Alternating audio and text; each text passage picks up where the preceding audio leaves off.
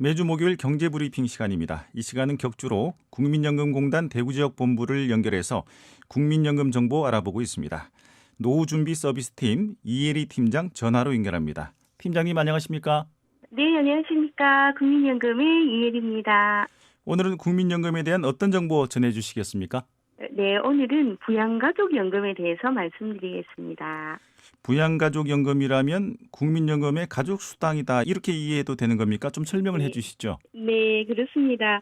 노령, 유족, 장애연금을 받는 수급권자에 의해 생계를 유지하고 있는 배우자, 미성년 자녀, 고령의 부모님이 있는 경우 일정 금액의 가족수단적 성격의 부양가족연금을 더해서 지급합니다.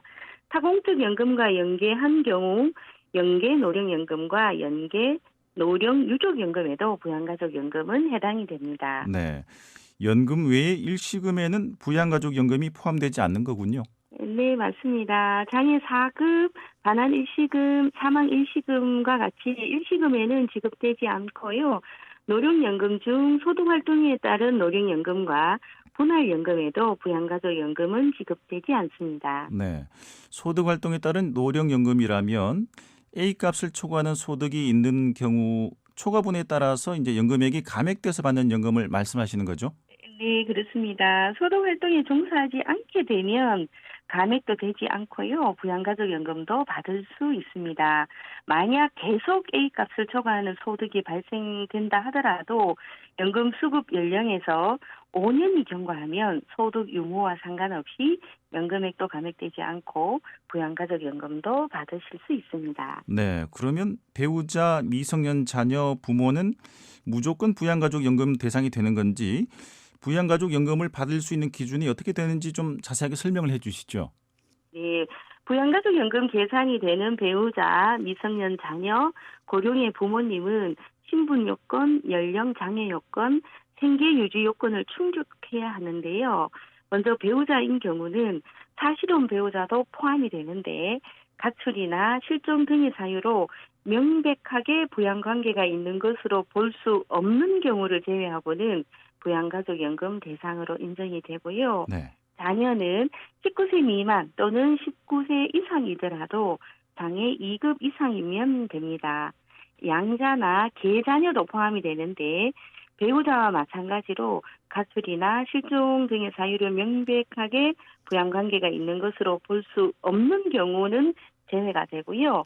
부모는 60세 이상이거나 60세 미만이더라도 장애 2급 이상이면 됩니다. 부모에는 계부모도 포함되고요. 배우자의 부모도 포함되지만 배우자의 계부모는 포함되지 않습니다. 네. 여기서 계자녀나 부모 또는 계부모는 주민등록표상 세대를 같이 해야 부양가족연금 대상이 됩니다. 네. 그러면 사실혼 배우자의 부모나 자녀도 부양가족연금 대상이 되는 겁니까? 너무 예리한 질문이신데요. 사실혼은 당사자 간에만 효력이 있으므로 사실혼 배우자의 부모 또는 자녀는 신분 요건을 충족하지 못하기 때문에 부양가족연금 계산 대상이 아닙니다. 네. 계자녀와 혼동되실 수 있을 듯한데요.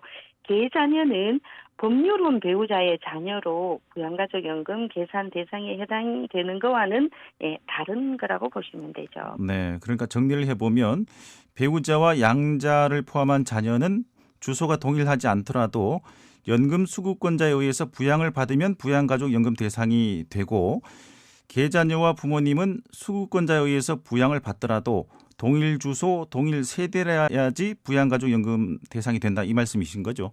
네, 그렇습니다. 정리를 정말 잘 해주셨습니다. 그리고 국민연금 등 공적연금을 받고 계시는 분은 부양가족연금 대상이 될 수 없고요. 또한 한 사람이 2명 이상 수급자의 부양가족연금 대상자가 될 수도 없습니다. 네. 그러면 공적연금을 받지 않을 때는 부양가족연금 대상이 됐다가 연금을 받게 되면 부양가족연금 대상에서 또 제외된다 이 말씀이시네요. 네, 그렇죠. 그래서 간혹 부양가족연금이 제외된 건데 연금액이 줄었다고 문의하시는 분들도 있으십니다. 네. 그런데 유족연금은 가입하신 분과 연금을 받으시는 분이 다른데 누구를 기준으로 부양가족연금 계산 대상이 되는 겁니까? 네, 아주 좋은 질문이신데요.